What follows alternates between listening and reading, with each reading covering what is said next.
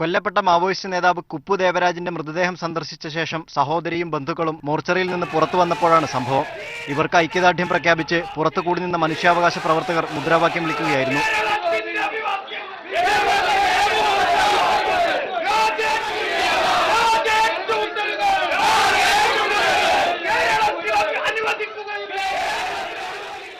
തുടർന്ന് ഗ്രോവാസു, എ രാവുണ്ണി തുടങ്ങി മുതിർന്ന നേതാക്കളടക്കം 22 പേരെ പോലീസ് അറസ്റ്റ് ചെയ്ത് നീക്കി.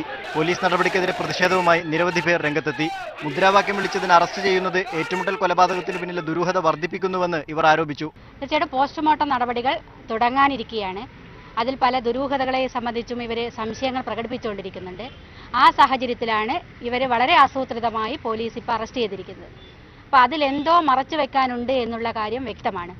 മൊത്തത്തിൽ ദുരൂഹമായ ഒരു അന്തരീക്ഷം നിലനിൽക്കുമ്പോൾ കുറച്ചുകൂടി സുതാര്യമായ രീതിയിൽ പെരുമാറാൻ ഗവൺമെന്റ്, ഉത്തരവാദപ്പെട്ട ഗവൺമെന്റ് എന്ന നിലക്ക് കേരള ഗവൺമെന്റ് തയ്യാറാകണം.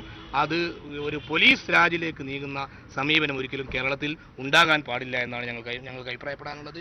ദേഹാസ്വാസ്ഥ്യത്തെ തുടർന്ന് ഗ്രോവാസുവിനെ പോലീസ് സ്റ്റേഷനിൽ നിന്നും ബീച്ച് ആശുപത്രിയിലേക്ക് മാറ്റിയിട്ടുണ്ട്. മീഡിയ 1 കോഴിക്കോട്.